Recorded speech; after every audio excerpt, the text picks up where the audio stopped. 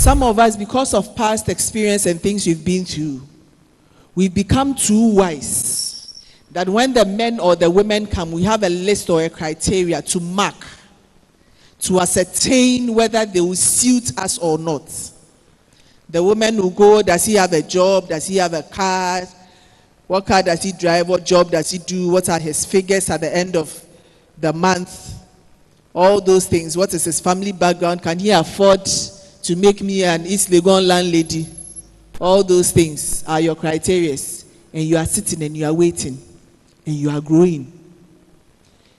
Men know what they want.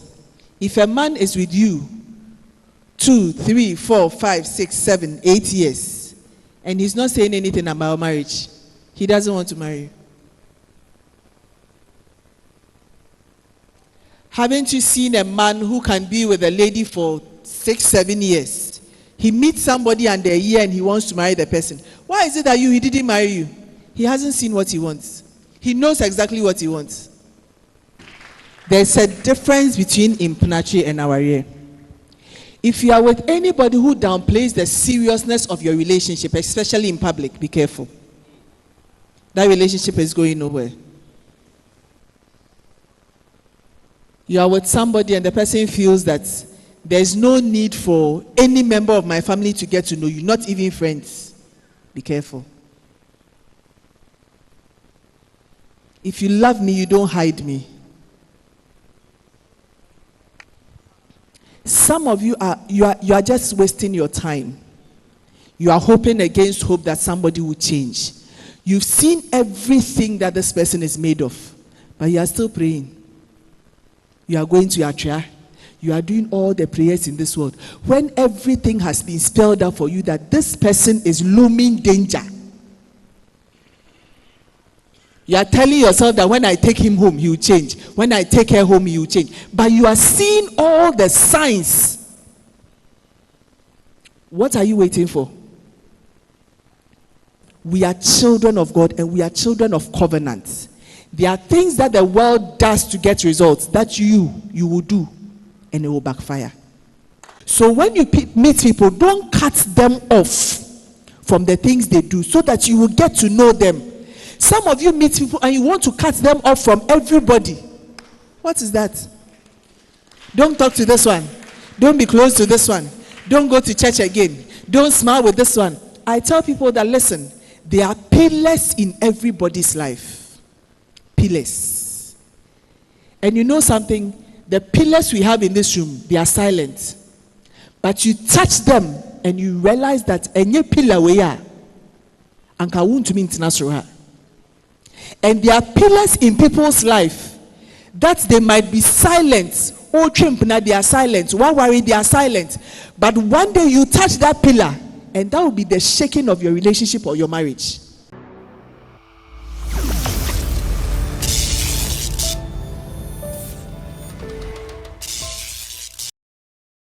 Amen. Amen. Shall we please be seated? Amen. It's an honor to be here today, and I believe that God will be with us. And before we leave, we would have learned something. As I always say, wisdom is not in the head of one man. We know in parts and we share in parts. So I'm hoping that today, the little that I know, or the little that I have learned over the years, I'll in one way or the other impart to you, and you also impart to me what you know. And then we take it from there. Amen. Today the topic is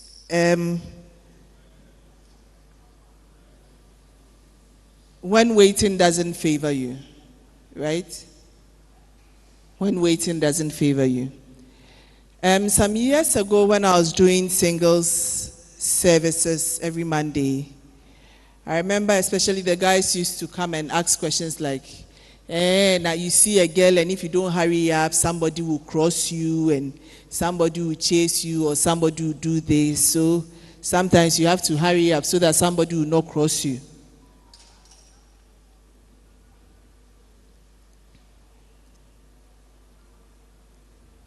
Some of the questions people have asked me over the past years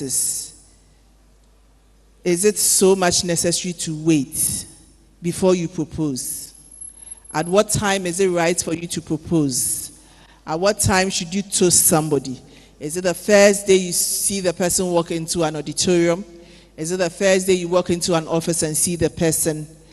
Does love at first sight really exist? These are questions that I think baffle people's mind. Some of us have solved our own puzzle over the years. We have answers, but we have inconclusive answers. Amen. Is it necessary to wait? Beginning of this year, I wanted to put an article up on my page on Facebook, but upon second thought, I stopped.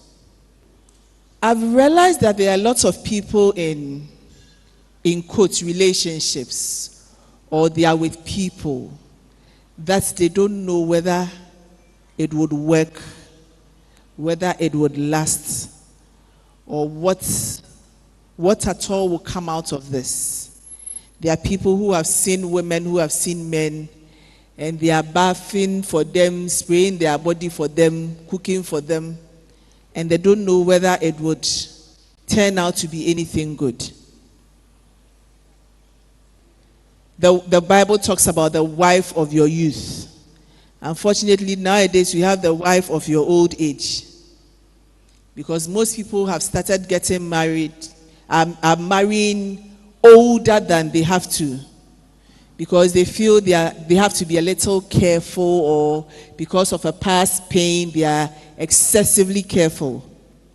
The Bible in Ecclesiastes 3:1 talks about times and seasons. There is time for everything under the sun. And I believe there are times that you have to be ready to settle. If you don't settle around that time, settling becomes difficult because you become too wise. Ecclesiastes chapter 3 verse 1. It talks about times and seasons. There's a time to plant. There's a time to harvest. There's a time to sow. There's a time to love. There's a time to die. There's a time to be born. There's a time to marry. And if you let that time skip, you become too wise and it delays your marriage.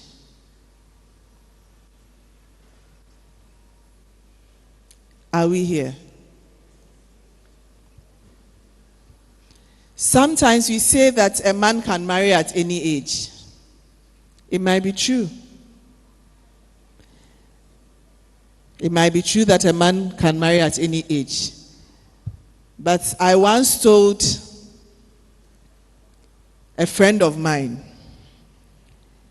that if you marry, you can marry at any age as a man. But if you marry somebody who is too young, be ready for childish problems. Be ready for nkwalasem. Do you understand what I just said? So some of us, because we feel we are too wise, we are waiting. Because somebody who is a year, 2 year, or 4 year older than you might challenge your decision, especially the men. So we want somebody who is maybe 12 or 15 years younger so that you can exert authority. If a small girl decides to show you Pepe, it doesn't mind the age. Anamebwa.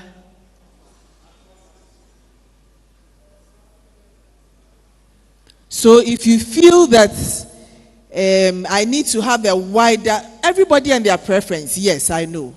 But sometimes some of the men, you feel that you've waited so long and now the women are too wise. So you want somebody who is way, way younger. Catch them young and they'll forever be yours. They'll deal with you, even in your old age. It depends on what you catch.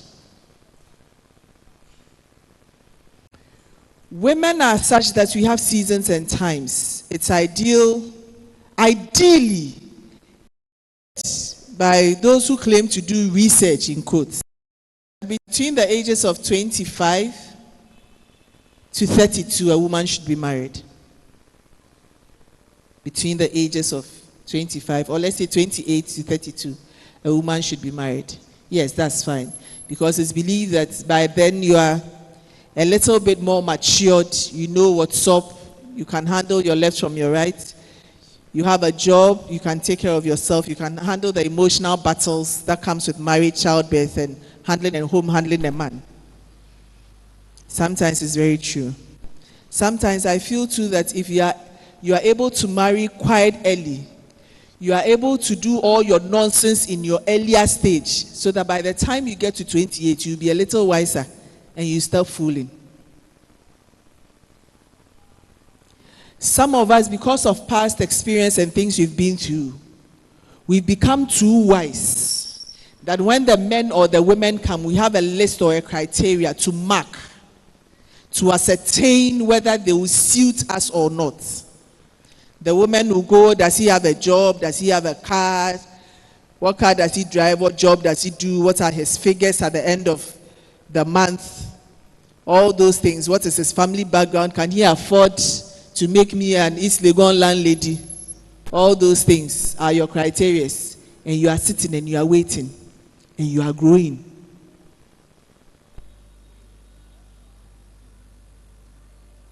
What do you really want? Some of you, I tell people this, if a man, are the ladies here? Men know what they want. If a man is with you 2, 3, 4, 5, 6, 7, 8 years, and he's not saying anything about marriage, he doesn't want to marry you.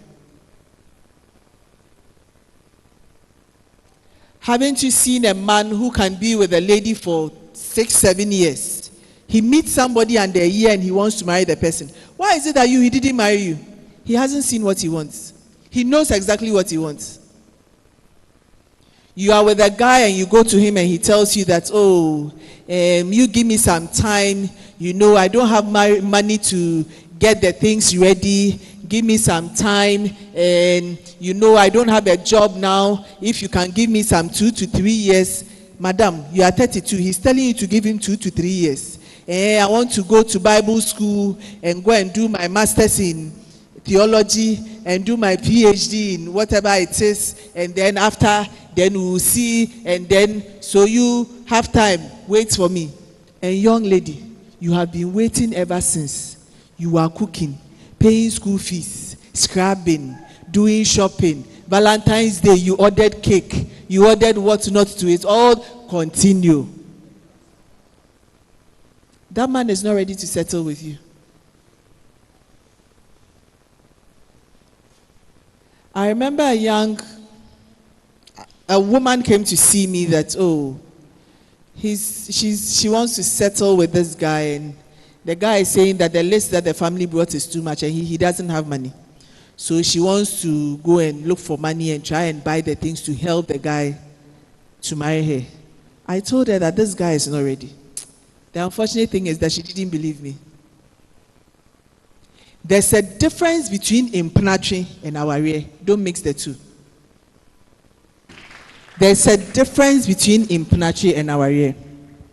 If you are with anybody who downplays the seriousness of your relationship, especially in public, be careful. That relationship is going nowhere. If you are with somebody, if you are dating somebody, and the person downplays the seriousness of your relationship in public,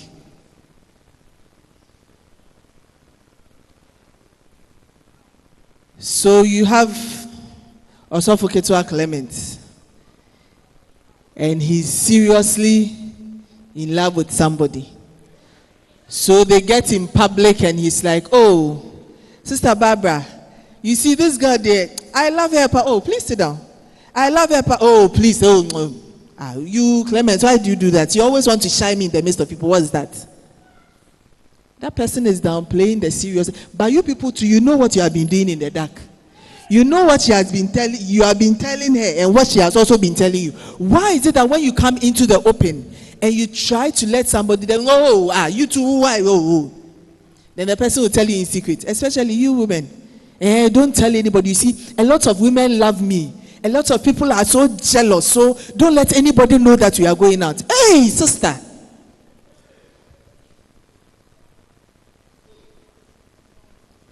They are soaking your heart in kerosene.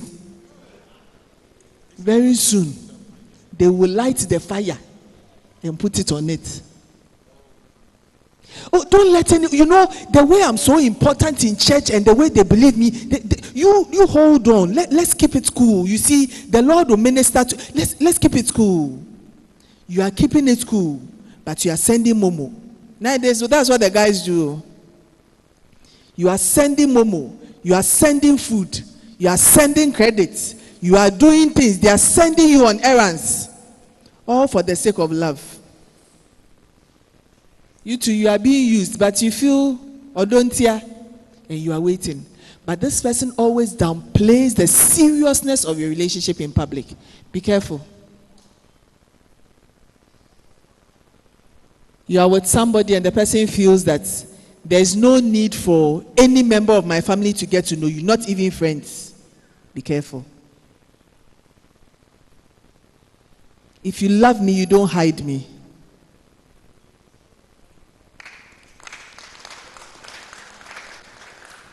And some of you are getting overly hurt because they love you and they are hiding you and they keep hiding you. And you are enjoying being hidden.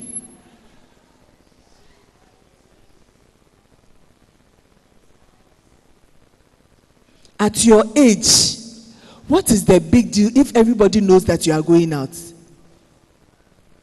That somebody should intentionally decide to hide you, and you are comfortable being hidden. And this guy comes to church and all the ladies are around the person out to one wakoma. But they are hiding. Then they tell you, oh, don't worry, oh, these girls, me, I don't like them. Oh, it's just friendship. You see, brothers and sisters in the Lord. Do you know how many people they are telling brothers and sisters in the Lord? It is rolling coming. He has managed to hide you for 3 years, 4 years. You are still there. Even the head pastor saw it. No, it can never happen. Because he has warned you that you dare not. I remember once somebody got close to me and the person said, oh, mommy, you see, when I came to the church, I was dating somebody. And the person told me that, you see that woman, don't you dare get close to her. And she said, I asked him why. He said, hey, or the psychobio. And she'll get to know that me and you, we are doing something. So don't dare. Don't get close to her. So you are in church. They are telling you, don't get close to her. Don't get close to the pastor.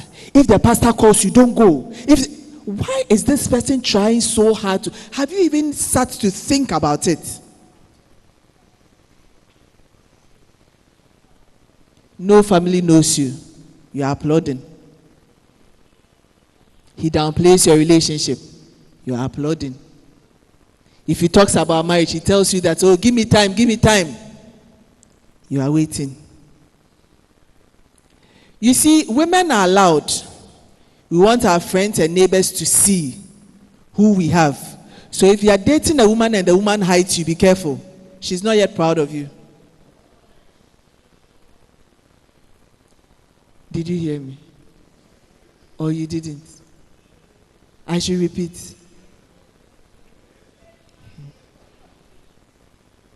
Women, by nature, we are loud. We want others to see and to know what we have. So if you are dating a woman and she doesn't want anybody to see, that woman is not proud of you. Yet, there are certain things about you that she likes, but she doesn't love you to the extent to project you in public to let the world know that this is the man I'm with. I hope I haven't destroyed anybody's relationship. Please, can I continue?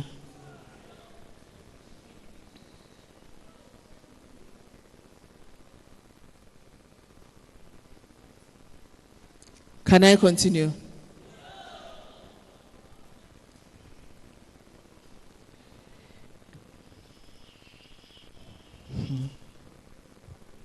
Can I continue?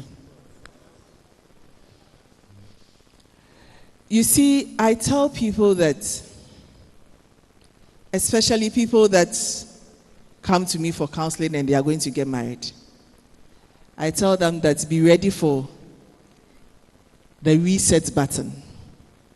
One day I'll have time to go into the reset button.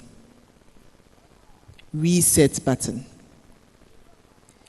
You see, before you meet somebody and you want to settle down with, don't forget that the person has lived life. Maybe you meet this person and the person is 25, 30, 40, 45. For the past 30 years of that person's life, before the person met you, the person had a life, right? The person was doing a particular thing, going to a particular place, doing certain stuff. The person had a life. You meet this person, and you feel that under 2-3 years, you can change the person from doing what the person has done for the past 30 years in a year or 2 or 3. Sometimes, because impunity is sweet, you can get a person to do what you like for the first 1, 2, 3 years. But after that, the person goes to what I call a reset button. What do I mean by a reset button? If you marry somebody like Pastor Daniel, who, oh, please have a seat, don't get up.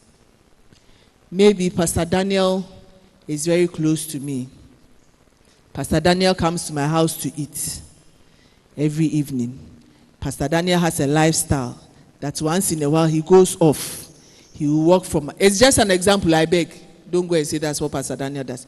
He will walk from Baya to Ablekuma. And then he will go back. That has been his life. He meets you, he stops all that.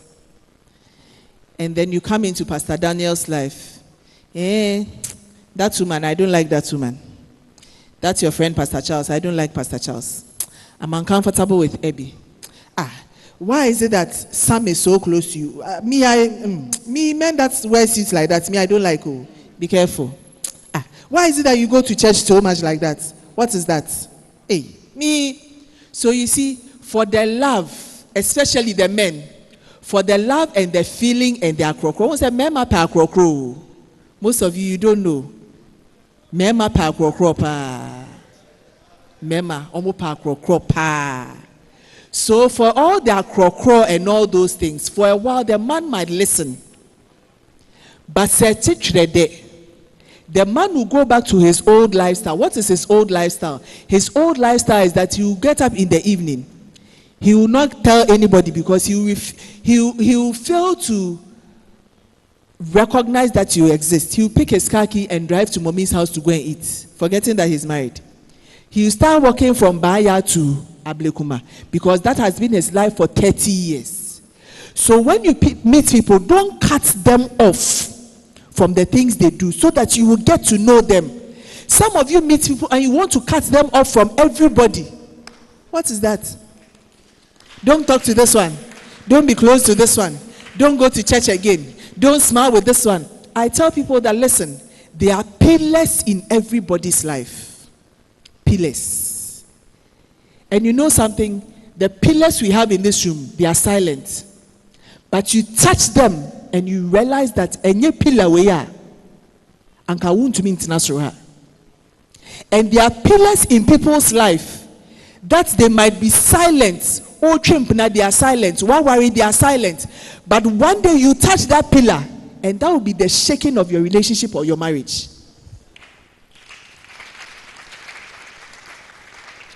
I hope I haven't confused anybody. You meet a man who is an only child of his mother. Or your mama ba. Or your mama bo. Let me tell you something. Men who are mama best or who are very close to their mothers, they have a tendency to be able to crawl ma or to understand women better. That is their nature. Men who are very close to their mothers. Into one share your bemo bene mami pi one share ya no ya koye masem kakra. Because they know how to crockware. Oh, your zip, let me do it well for you. Not with any bad intention. So there's a likelihood of women drawing closer to them because they know how to take care of a woman. Because they know how to take care of their mothers. So you meet this man who will get up and immediately the mother calls no dimirika and you are like, who tell you tombele? Your mother calls and you are shaking. What is that? Is this a relationship or what? Me, I'm tired. I can't take it. If you choose between your mother and I. Hey, sister, what is that? Choose between your mother. You see, let the man be who he is. Let the woman be who she is. And get to know what you are bargaining for. Sometimes we meet people and we don't want to get to know what you are bargaining for. Let me tell you something. Relationship is like going to the market and asking for a bowl of tomatoes. You have a choice. But you go to this particular old woman because you feel you can cheat this old woman. So you go and you start bargaining with this old woman. You bargain and you bring this thing home. Buy your tomatoes in half. Down when you know.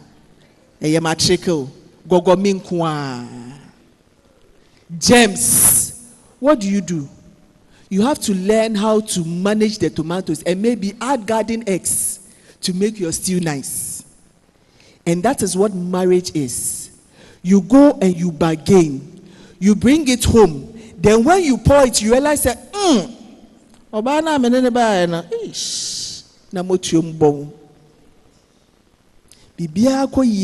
this aspect, there's a question mark. So you sit and you see what you can do about it. So on the bargaining table, don't try to cut corners. If you cut corners on the bargaining table, feeling that you've met this guy and you feel you can he loves me so much that I can control him. Immediately I do papam, then he's shaking. Hey. If he can shake with you doing papam, then there's a likelihood he can shake with somebody else too doing papam. It's in his nature to shake. Did somebody get me or you are not getting me? You meet a man and you feel that when you shake your bum, he shakes and he gives you money.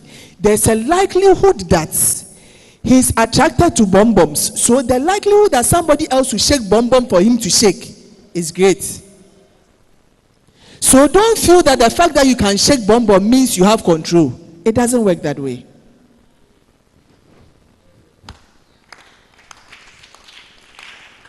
Please, I hope I haven't distorted anybody's ideologies here.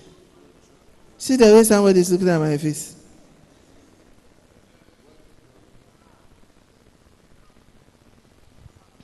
Some of you are just wasting your time. You are hoping against hope that somebody will change. You've seen everything that this person is made of, but you are still praying. You are going to your prayer. You are doing all the prayers in this world. When everything has been spelled out for you that this person is looming danger, you are telling yourself that when I take him home, he will change. When I take her home, he will change. But you are seeing all the signs. What are you waiting for? He's been with you for 4 years. Every year he tells you that next year we'll get married. Even this 31st, he told you that, 2022, February, you were expecting that they will put a ring inside. Nothing. He said, I told you I have plans. I have plans. Their plans are, when are those plans going to materialize? Sister, unyi. For how long was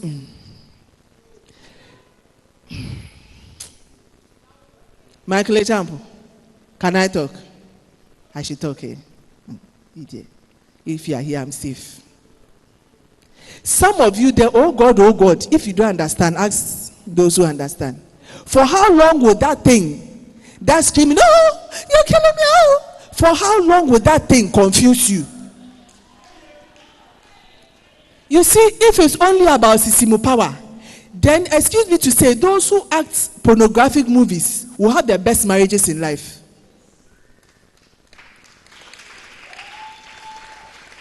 Some of you, the sex is confusing you so much that you can't think straight.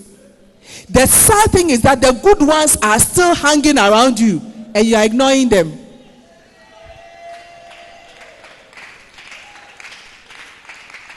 I tell people that, sometimes the good ones are not so far away. They are amongst our friends. They are so close. But we take those people for granted. We take those people for granted. And we believe that those coming from somewhere else, or those, I don't know. God help us. My question to you is that, what are you waiting for? It's not that the men, they don't come. It's not that the women you don't see. What are you waiting for? Are you waiting to turn 40? Masa your slogan is Obebi anye. The Bible talks about creation, and it talks about God created man. And man spells the season for us. Man, M stands for morning, A stands for afternoon, N stands for noon. Simple. Morning, afternoon, noon, man. That's the definition of man. Women are a question to men. Who is man? So morning, afternoon, evening. Sister, you are in your afternoon season and you are still waiting for somebody's son to find you one day. When this person is looking elsewhere and you are sitting there, they say, no, continue singing. It is shocking you coming. You know very well that this thing is shaky, but you are still there and you are hanging on to it. What are you hanging on to? Continue, sing. I'll meet you, I'll enjoy. Me too, it is frying when it's choking you.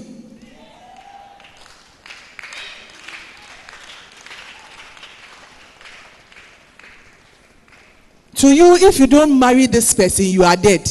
You can't die. The person you are dying for is not dying for you. So why are you saying if you don't marry this person, you will die?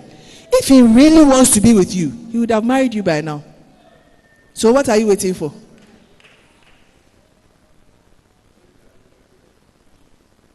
Some of you wait to the extent that those who want you now leave and marry other people. Then immediately they leave there. This guy would have been good. Oh, yeah, why didn't I? Yeah, that's same. That one day you need prayers. Look for time and come for deliverance. Because some of you, when the good ones come, you don't see. Your slogan is that you love bad boys or you love bad girls. Church girls, they know. Where has the bad boy and the bad girl gotten you to? You are still very young. Oh, I need time. How much time do you have? As a man, are you in your morning season, afternoon, or night season? There is no night person here. Some of us are in afternoon, so we need to rush because and some of you are single and you are in your afternoon season and you still don't care. The truth is that you behave as if you don't care in public, but when you go into your room, you know that you care. So why don't you let people know that you care so that somebody can help you?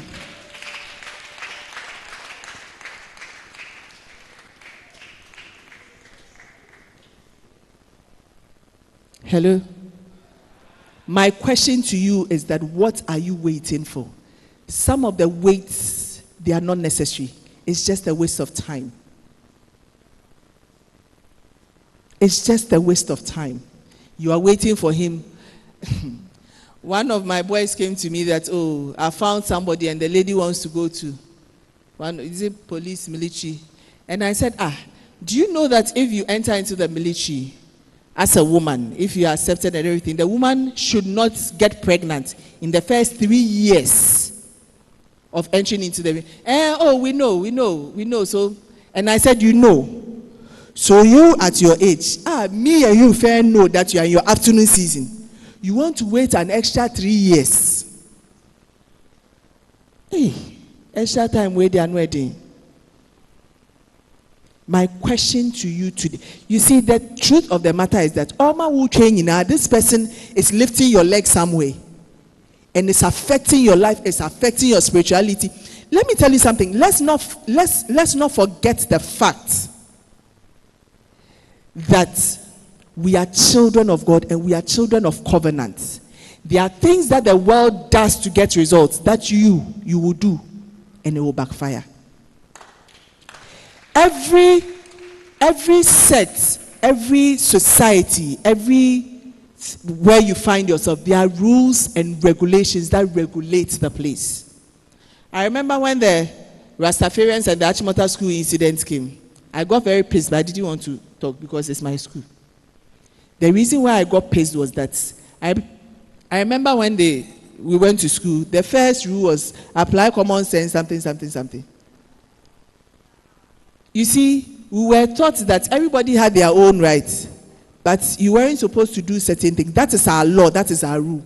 Why is it that now somebody else wants to impose a rule on my school? What has made us? Why do you want to change it? And some of you are seated here. What makes you a Christian? The world changes it day in and day out. You are not getting results, but you are still following what the world does. So you Google, and it tells you that sleep with him 6 times in a day. You are doing it, but he's still not married, and you are still doing it. You come to church and you say, hey, this is sin against my body. It doesn't affect it. It's now. Continue. There are certain things that you don't break. Certain hedges that you don't break. If you break that hedge, a serpent will bite you. And some of you, you've joined yourself to wrong relationships. I know people who have married wrongly because they felt that they knew too much. So they will stick to the world's way, although they were still in church.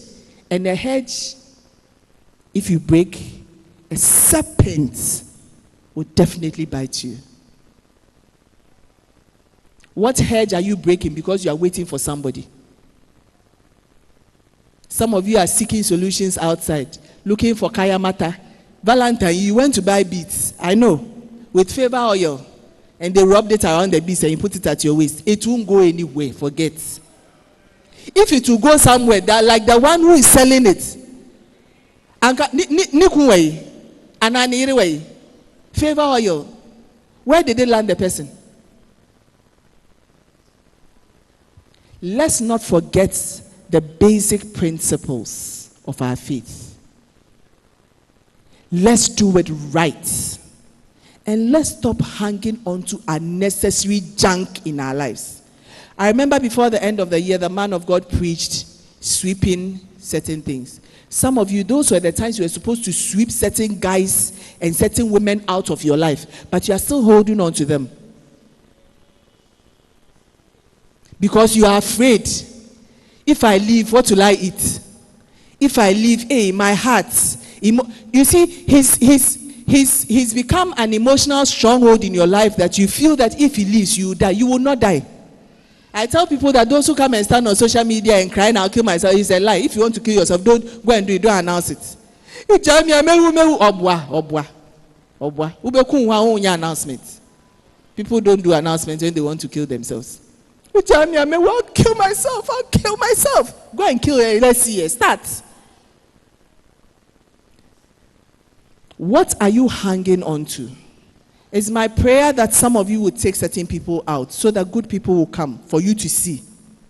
And when the good people come, they don't wait too long because they find a treasure in you. If the person you are with sees no treasure in you, run and escape. It's better to be brokenhearted now than to enter into a marriage and be broken. You might not heal from that. I'm done for today.